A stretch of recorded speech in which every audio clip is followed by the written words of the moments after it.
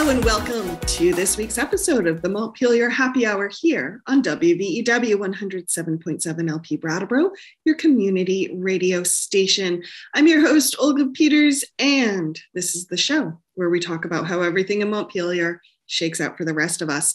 I want to welcome to this episode regular contributor, Emily Kornheiser, who's one of three representatives for the town of Brattleboro. Hello, Emily. Hello, Olga. Good to see you today. It's good to see you too. And I also want to welcome Senator Jeanette White, who is one of our senators from Windham County, as well as Molly Stoner, who is one of our brave teachers who stands in front of a room of 9-year-olds, which we were all talking before the break, terrifies the majority of us. So Molly, thank you for being here today. And we want to update listeners on what has been happening around the pension discussion and efforts to fill the funding gap that exists right now in the state employee and state teacher pension funds. The reason Jeanette and Molly are here today is they were both members of, and bear with me folks, because this is a mouthful, the Pension Benefits Design and Funding Task Force. Jeanette was the co-chair. Molly, I believe, was representing the Vermont NEA. So glad you can both be here. I'm just going to give a very quick, broad, kind of lay the groundwork, and then I would love if we could dive in to start updating listeners. But basically, the task force started meeting last July, and I believe you held just under 20 meetings between now and January, and I think it was on January 10th.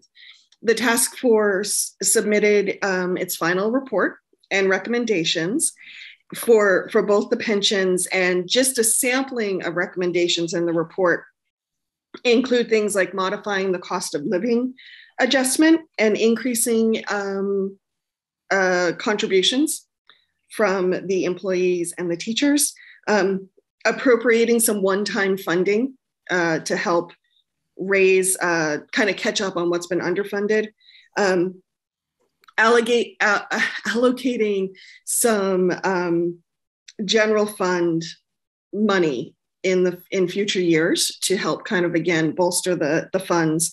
And then also create a Department of Corrections benefit group too, which I would love to hear more about at some point about why that recommendation is there. So that's just kind of the really broad framework. And so I'd love to hear right now from either Molly or Jeanette, where are we right now? Like, what is really important for people to understand at this moment about this very long, very deep process? If you don't mind, Molly, I'm going to give just a little bit of background about where we are. I think that there always has been a real misunderstanding about the state not paying its fair share. And it is true that there was a time when the state didn't pay its full obligation. That is absolutely true.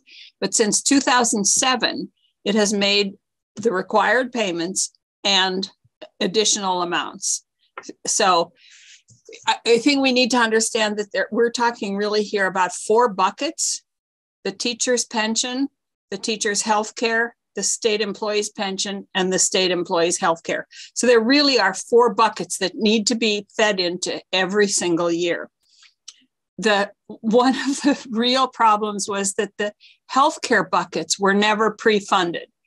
So what that meant was that if the healthcare bill, for example, for the teachers for the year 2014 was $2 million, $2 million came out of the general fund. It wasn't funded at all. There were no investments to help with that. Everything had to come from the general fund. Can I back up even further? Yeah. So I just want to make sure our listeners understand that the state sort of carries the responsibility for pensions for state employees and for teachers, because teachers are the sort of school district's responsibility for those is held by the state. And then in addition to sort of the regular pension payments that come as part of that, retired folks also retain health benefits similar to sort of the health benefit on some level, similar to the health benefits that they had while they were employed by either the state or their school districts. And so those are sort of the buckets that Jeanette's talking about. They're the responsibility for paying the regular pension payments for those Vermonters who have served our state, and for the healthcare benefits for Vermonters that have served our state. Right. Yeah. Thanks. Thanks. It is. And there's some debate here, and we'll continue this debate about how much for teachers should be coming out of the general fund and how much should come out of the education fund itself. But that's an ongoing conversation. So I don't think we should go there. But we have now started pre-funding the healthcare buckets, and we are putting more money into the pension buckets. So I know that sounds pretty stupid to talk about them as buckets, but that is what wasn't happening and what is now happening. And we also have to look at the assumptions that were being made about the demographics. And what we found is that the assumptions that the actuaries were making were inaccurate, because more people were retiring and living longer, which increased the pension payouts and the healthcare payouts. So we needed to adjust both the assumptions, and we needed to. So that's where the increase in contributions and the COLA adjustments help. Can I step back one more time? Yeah. One more deep framing. I have to say, Molly and I have been so immersed in this for so long that I forget that everybody doesn't know the same things we know. Yeah, so Molly, were you going to jump in? Well, I was just going to say we might want to go a little, take our lens out a little further, because I'm hearing some what to me feel a little bit like details around COLA and whatnot, because that's sort of the end of the process and the agreement we came to. But basically, a couple things happened. Like Jeanette said, the state was finding itself in a situation where the projections of money that was going to be owed on the pensions was considerably higher, was going to make the payments annually have to be higher and higher in order to be able to pay off debt and also to keep the fund healthy. And so that was an issue already. Demographics were an issue already. And then with the way that actuarial math works, there sometimes needs to be an adjustment made. And so there was an adjustment made a year, I don't even know exactly how many months ago, but somewhere in the year to two ago that made the actuarial math reflect reality a little more closely, where people were, or the assumption was that we were going to be getting 7.5% return on the money that was invested, and that was dropped down to 7%. And when you're talking huge dollars, that has a huge effect on the long-term liability, the amount of money that's owed over, I think the window they were looking at was through 2038. And so that meant that the annual payment that the legislature was going to have to come up with was going to rise significantly. And so there were a lot of factors at play. Some was the underfunding that Jeanette had referred to from 1979 to 2007, I think all but 4 years of that.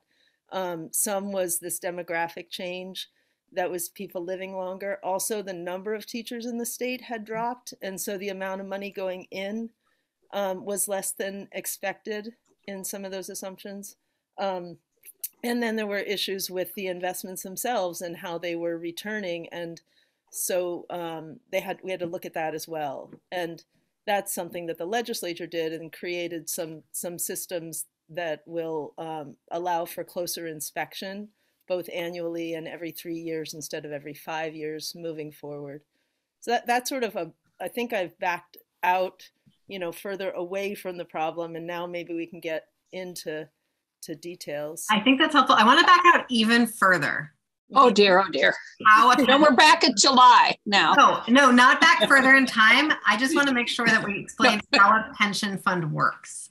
So Not like the deep math of it, but just like the basics of it. So You mean Vermont has this big old pot of money that we call a pension fund, and it's managed by some people that are not legislators. That's sort of it's a board. And so that money is managed by this group of people. And the way money gets into the fund is that folks who are working pay into that fund while they're working, and the state pays into the fund regularly in some loose matching quality. And the idea is that the money that the people who are paying in gets invested, and there'll be enough returns on that to essentially pay for those folks in the future when they're retiring. But the folks who sort of, as Molly said, the folks who paid in the past are now retired, and there's more of them than the people who are paying in now. And as Jeanette said, the demographics are sort of different than we understood. As a college-educated white woman, I'm very grateful that I'm probably going to live forever. And most of the teachers are also college-educated white women who might also live forever along with me. And so that changes our demographic assumptions in these years.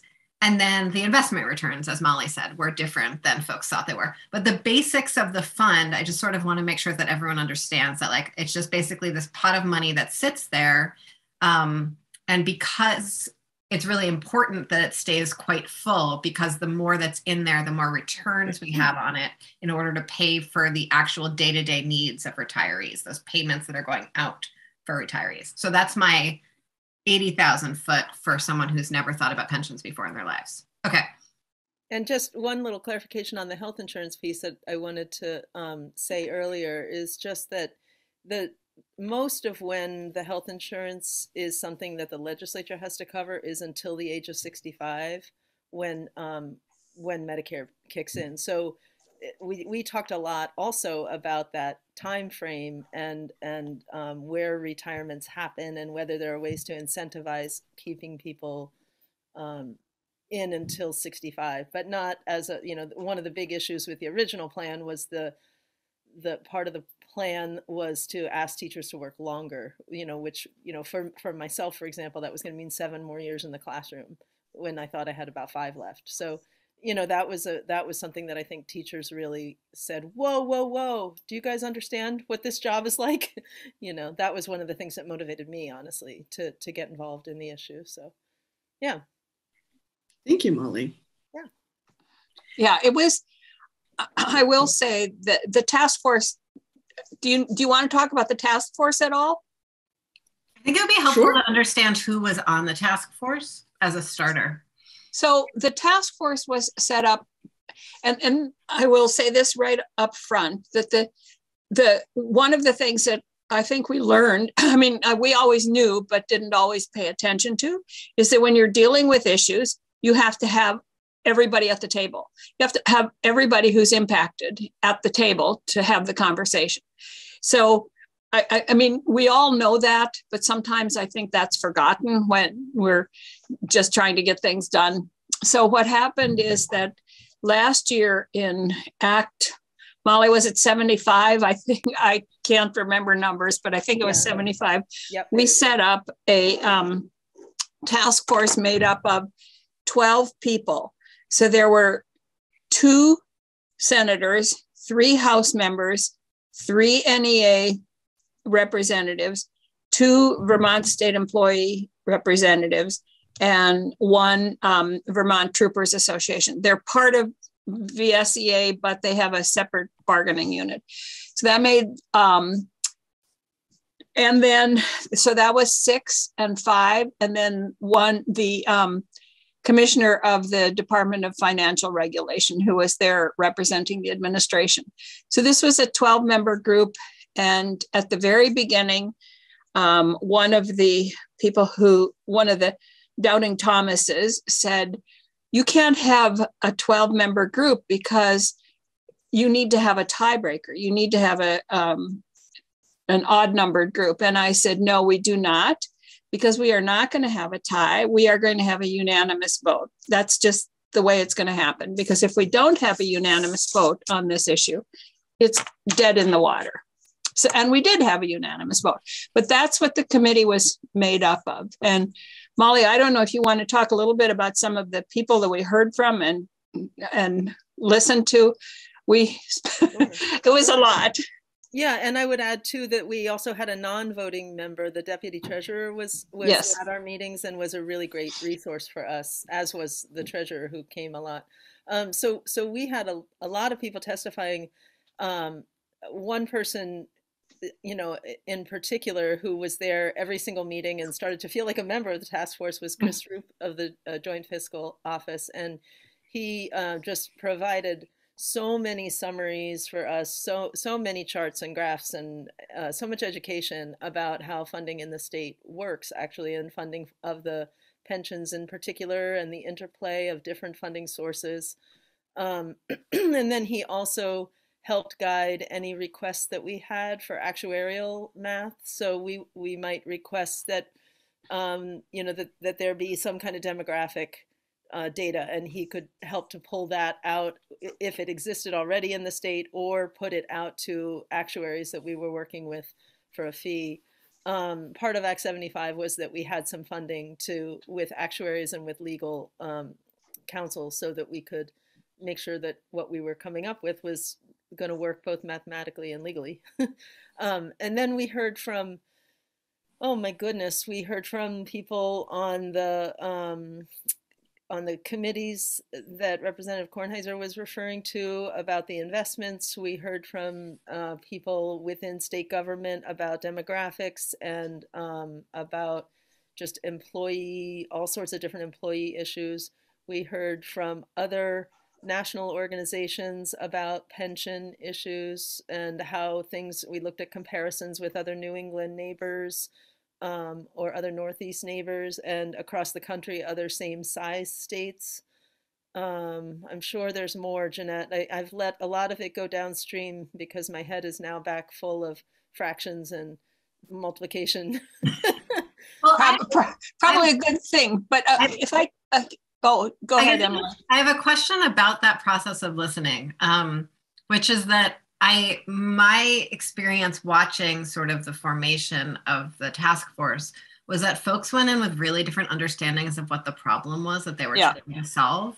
And so I'm really curious about what the testimony was that helped you guys come to the same problem, or if you ever came to an understanding of the same problem, or like what. That part is very interesting to me about your process, and I wasn't able to track it closely enough to understand that. I don't know that there was any one testimony that was given. It was hours and hours and hours of people coming in and graphs. And if anybody has really wants to get into the weeds on this, everything is on the task force's website. All the graphs, all the reports, all the testimony that was given to us. So I don't think there was any one thing. I think that it took us, first of all, there was a fair amount of mistrust when we first started. And it took us and kind of all of us not on the same page, like you said, Emily, about where we were and what the problem was that needed to be solved. And I think that understanding just came through listening to people come in and testify, and listen to people giving us reports and graphs. And we really heard from everybody that anybody wanted to hear from. We were pretty open about that. And kind of the way the process worked then is that kind of once we got to the point where people felt pretty, the interim report that we produced was a group effort that said, we know now, this is where we are. So there was that common understanding. And then what happened is that then the details started happening. Well, what if we did this? And each of the three, the representatives from each of the three groups that were affected, the teachers, the state employees, and the troopers, we met kind of in smaller groups, and they came up with ideas. What if we did this and this and this? And then that would be what Molly was referring to. That would be sent to the actuary, and they would come back and say, that's not going to work. You got to look at this, you got to tweak this, you got to tweak. So then they would come up with another set of proposals, send that to the actuary. I think we went through that process 3 times. Am I right, Molly? So that the final was came from the 3rd actuarial reports. Well, it's a little hard to say because there were pieces of different ones. Like when the actuarial reports come back, they basically say, if you do this, you'll save this amount of money. And then, so sometimes we tweaked bits of maybe the first or second one. And then there was a piece that came in the end later, much later, that was for the Vermont state employees.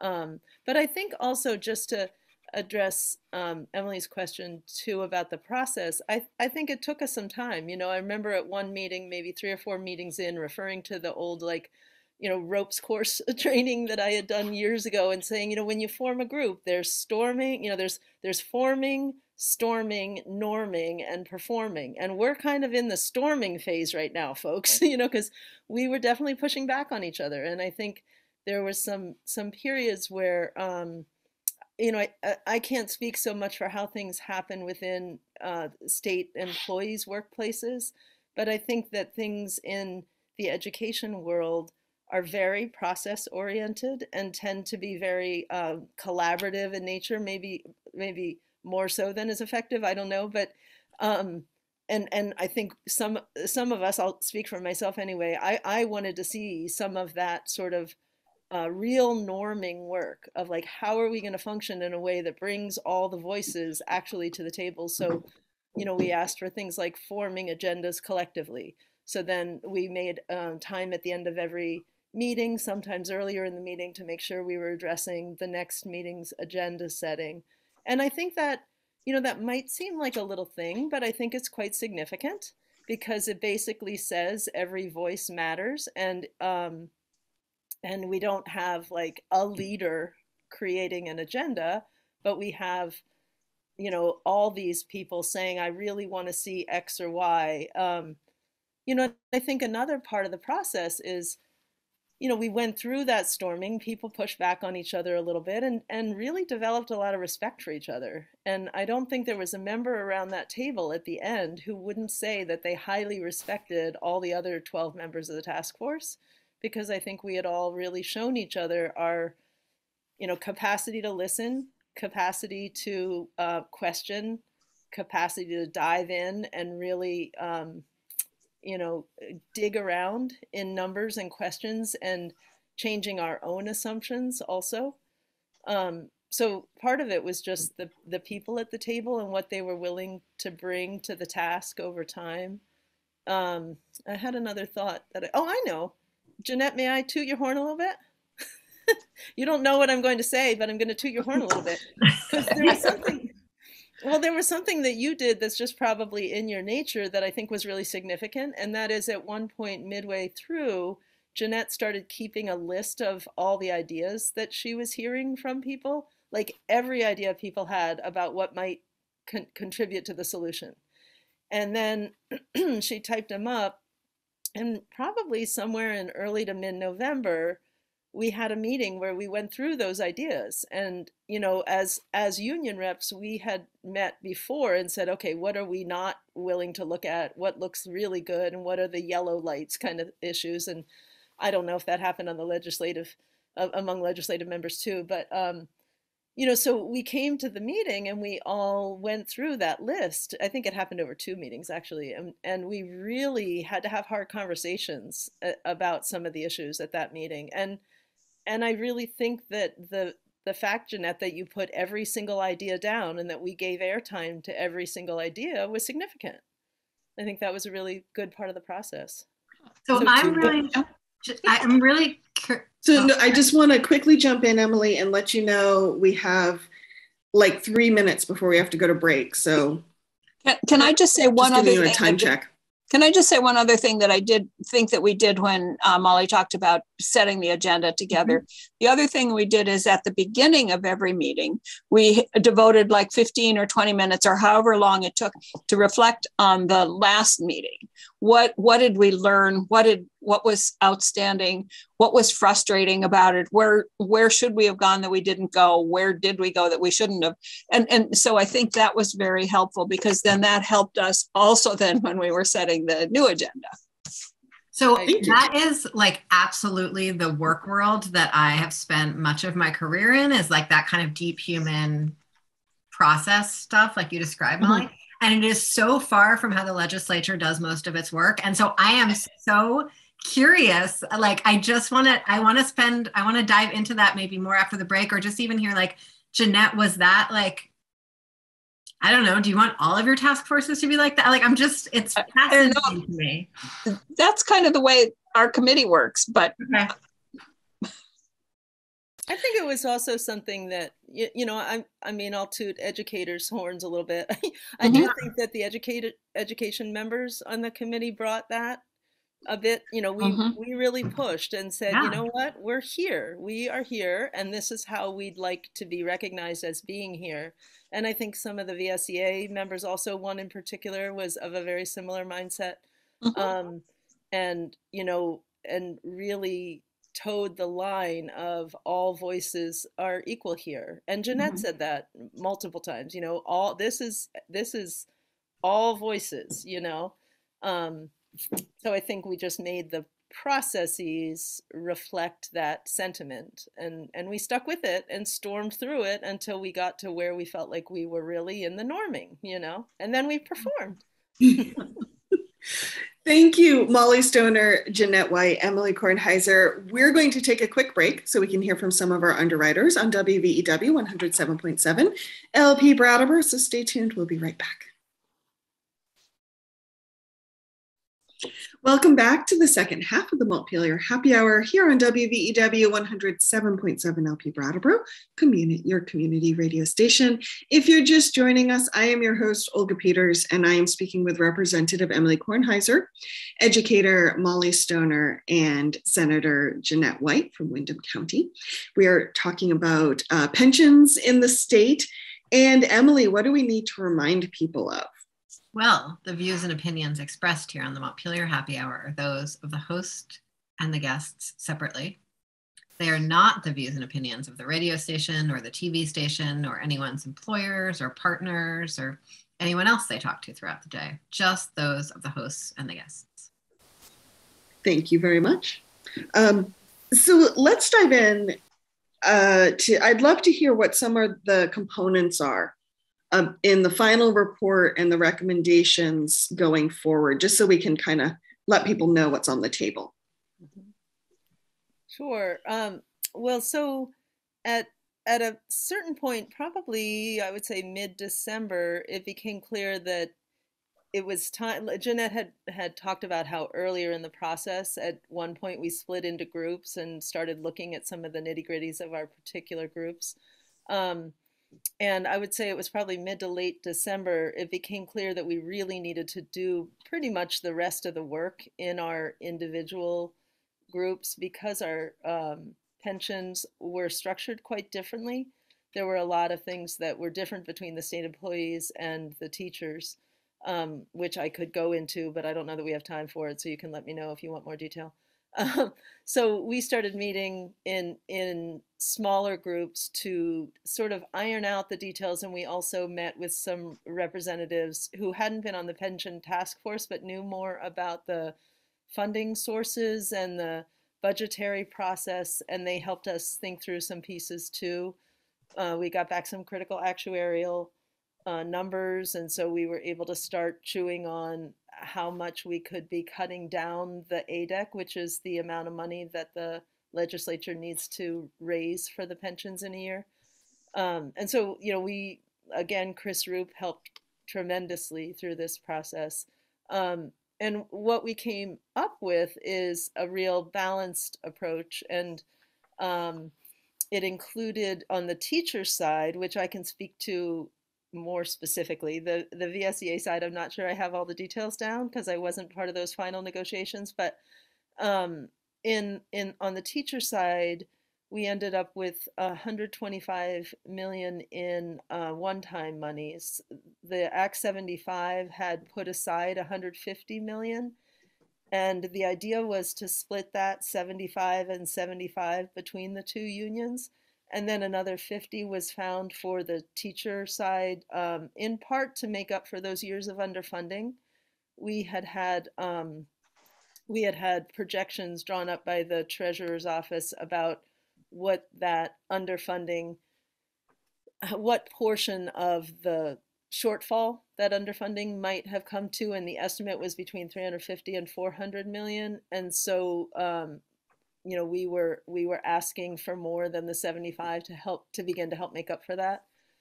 And so it was 125 million in one-time money. There is also a growth period, I think, of 3 years to a point at which there would be 15 million each year in addition to the ADEC to go in, again, to in part make up for some of that underfunding. And then if there's a surplus in any given year, 25% of that surplus would also go into the pension fund. So the surplus isn't a surplus in the pension fund. The surplus is right. if the amount, the revenues exceed the expenses in the state, then if there is a surplus there. In the general fund. In the general fund. In the general fund. Sorry, did I speak? I might have misspoken there. Sorry about that. No, that 25% would then go into the pension. And then on the teacher side, what we did is teachers were paying either 5% or 6% of our salary annually into the pension fund, depending on when you were hired. And we were working, at least in Vermont NEA had its own internal task force that we got feedback from. The 3 reps got feedback from them along the way. And one of the things that internal task force felt very strongly about was that any contributions would be progressive in nature, because what had ended up happening with the 5 and 6% is that the teachers who had been there longer and were overall making more were paying 5%, and the newer hires who were overall making less were paying 6%. So we actually created something kind of similar to the federal income tax, where we looked at the first $40,000 would be, we would pay 6% on that, and then we'd pay, I think I have the chart somewhere, but it was 6.75 maybe on the next 20,000, et cetera, stepping up to, there were 5 tiers, and that'll be phased in. We had, here's an example of the negotiations. We had originally talked about a 5-year phase in, and we needed to step that back to 3 because it wasn't actuarially getting us where we needed to be. So we said, okay, we can step it back to 3 years. And so we're paying significantly more into it now, where some teachers who were paying 5% will be paying over 7% in a couple years. And that's part of our contribution. The other part of our contribution has to do with COLA, the cost of living increases, where we used to have a 12-month freeze. So after you retired, your COLA would stay the same for 12 months, and then you would start receiving a COLA, or your pension would stay the same, and then you would start receiving COLA. We upped that to 24 months, which results in an actuarial gain for the system. And teachers have always had a 50% of COLA part of our pension, whereas state employees had 100% of COLA. And so that was one of the things we talked about in our negotiations. And what we decided is that we would engage in sort of a risk share, where teachers would remain at 50% of COLA until the health of the fund became 80%. It's been more like 50-51. It's up to 52.7 after last year's strong numbers. But when it gets up to 80, we'll start to increase 7.5% each year until we're also at 100%. So we're taking some hits in COLA in the short run, in terms of not having any COLA for the first 2 years now, and also only receiving a 0 to 4% instead of a 1 to 5%. But then there's potential for that slightly higher percentage of COLA if the health of the fund is strong, and that's what we all want. So, Mm-hmm. and I would say that the state employees plan is very similar.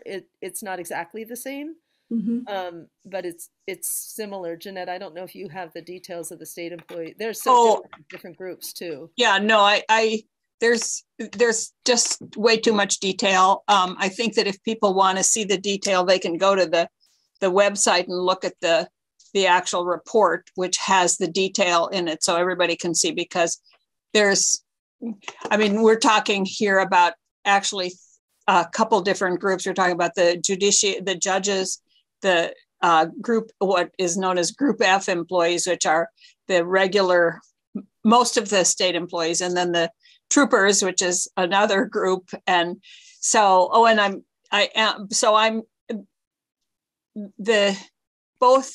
all of them did much of the same things: adjustments to COLA, adjustments to the employee contributions, changing the amount of time before things kicked in, but they were all pretty similar. So I am going to just mention one thing that you brought up earlier, Olga, was the Group G, because you mentioned that. And what Group G is currently, corrections, frontline corrections people have really, really difficult jobs. And we know that. And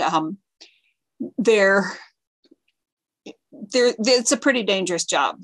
And so what we're trying to figure out is, can they have a different group than just the regular state employees that is more similar to what the law enforcement has? That is not the actuarials are doing it right now and looking at that. So that is not in the final report yet. It will, as soon as they come back with the numbers, we'll look at it and see if because it has to be budget neutral.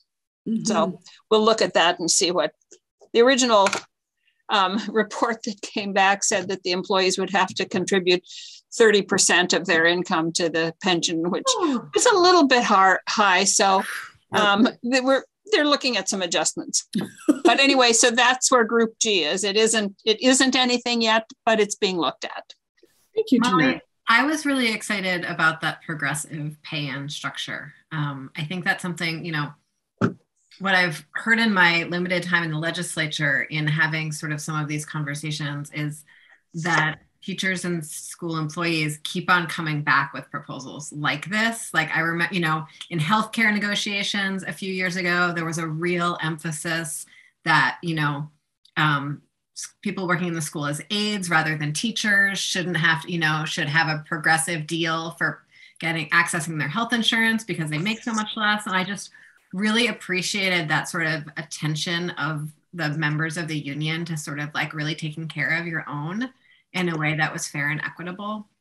And that's the kind of that's the kind of really cool creative thinking, I think, that comes when you have the folks who are impacted at the table for those conversations. We do have to remember that many, many of the people who work in the education system are not covered under the education pension plan. They are part of the municipal pension plan because they're not, if they're not certified teachers, they're covered under a different system. So they aren't impacted by any of the decisions that were made here at all. And their plan is quite healthy right now. Yes. Which is why it's a relatively new plan. So, yeah. So it looks like we have about 10 minutes before the end of the second half. So I want to touch base. The task force final report was presented on January 10th, or at least submitted on January 10th. So what's going to happen with that report? What happens next? What can we expect moving forward? Well, if you've read any bills, you know that the drafting structure of bills is very particular. So what has to happen is that the report and the agreements that were made have to be put into bill form. And so putting it into bill form is, our drafter is working really hard to get that done. And what has happened so far is that she has done a rough draft. It has gone out to everybody to say, is this in fact, does this reflect exactly what we agreed with? And sometimes there are little nuances, like there were a couple things with the Troopers Association that were a little bit unclear in the way that the report was. And so people have then made their comments and sent them back. So it has gone to the NEA, the VSEA, the Troopers, the Appropriations Committee, everybody that's had any input into this to see. And she is, I believe, about to finalize the draft, and it has once again gone out to everybody to comment on and make sure that what was agreed upon is actually in the legislation, because we do not want to start picking at the legislation, because that means picking at the agreement that was made. So we wanted the legislation to be exactly what was agreed upon, because if we start picking at any one thing, then the potential is there to start picking at everything. And then it falls apart. And it really was a compromise and a collaboration on everybody's part. And so personally, I don't want to see anybody start picking it apart once everybody has agreed to it. So we need to make sure that what was agreed to is actually what is reflected in the bill.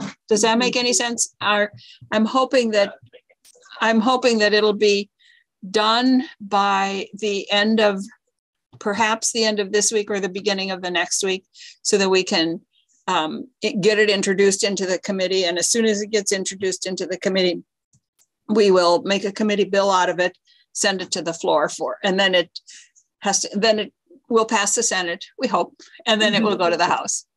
And that's going to be a fascinating process, because as anyone who listens to this show or knows anything about politics, very rarely do we have something that passes as introduced. And so it's going to be up to all of the legislators in both the House and the Senate who really believe in the work of the task force to protect the language of that bill really, really fiercely, to make sure that amendments aren't introduced that mess with the really special nature of the compromise. Well, thank you, Jeanette and Emily. That was one question I had, and this might be a question, it might be a clarification, I'm not quite sure. And maybe we said this, but when this task force was created, part of the goal behind it, I believe, was to make these recommendations, submit this report so that legislation could be built from it. Right. So I guess my question is, do you think that will sway any of your fellow lawmakers? Because if the intention from the beginning was to give the task force this ability to create a report that, a law would then be built on top of, does that carry extra weight? Well, I'm not exactly sure what you, do you want me to ask again? Oh, no. Can I jump in for a second here just quickly? Is that okay, Jeanette? Yeah. Yeah, I just wanted to say that I think along the way, the members of the task force really checked in with each other, and we all stated for each other when there were things being talked about that we felt would not pass through our constituents. And so for me, that meant, this is not going to work for Vermont NEA members. For Jeanette, that meant, that doesn't sound right for what the senators need. For Sarah Copeland-Hanzis, John Gannon, Peter Fagan, it's like, well, that's not going to work in the House, or that this isn't something that we think the governor would support. And so those conversations happened all along the way. And the goal was that the final report would be something that all members of the task force would be able to support, but also support really strongly enough that they felt like they could bring it in full integrity to their constituency. And I think we did that. I don't know inner workings of Montpelier nearly as well as probably all three of you, but you know, we really did a lot of hard work along the way, and people had conversations with key players within their own groups the whole way along the way. Do you think that's a fair statement? I understand. That wasn't quite my question. I understand that the task force has come to consensus, but now it has to go through the legislature. Well, and so I think what Molly was saying about the task force's consensus is that each of the legislative members of the task force were sort of speaking for their whole body. And hypothetically, we're constructing things that could pass the whole body. That doesn't mean it's going to be easy to keep people's little fingers off of it, because everyone thinks they can do better than this group that worked for 6 months, because you need to have a certain level of ego to be a legislator. We've talked about that before. And so it's going to be, you know, it's going to take a lot of really strong leadership and a lot of really strong respect of legislators for the work of the task force to be like, I'm not going to try to amend this by adding a new revenue source. I'm not going to try to amend this by, cutting this little piece because the teacher that's my next door neighbor told me they would prefer it this way.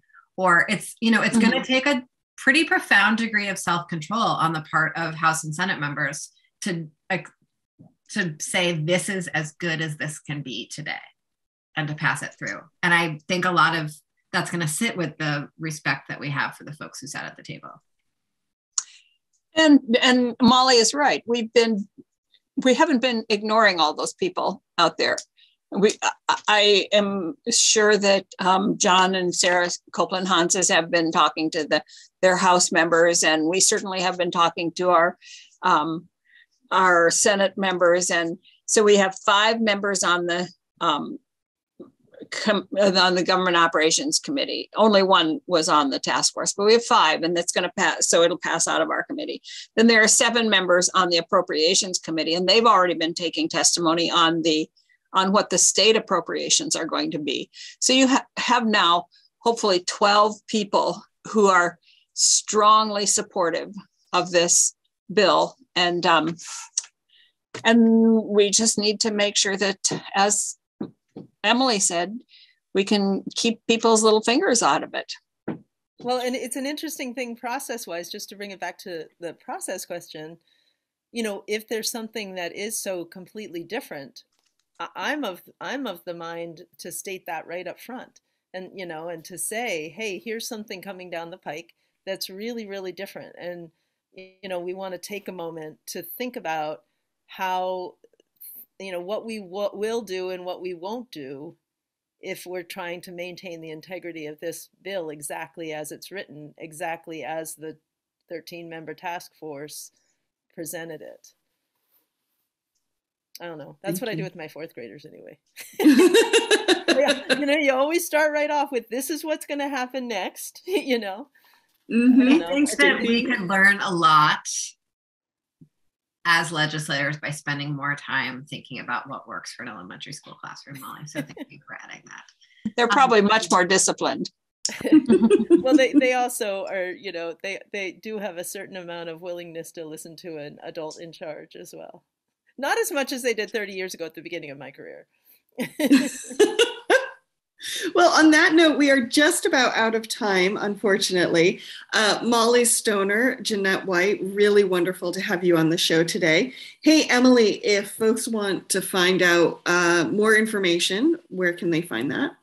So folks can find me at emilykornheiser.org, where you'll find links to my email, social media accounts, weekly office hours, newsletter, all those things.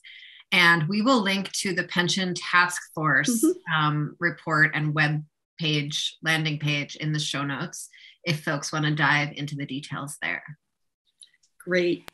Thank you so much for having us. Really. Thank you. Yes, this has been the Montpelier Happy Hour on WVEW 107.7 LP Brattleboro, your community radio station, and we will see you all next week.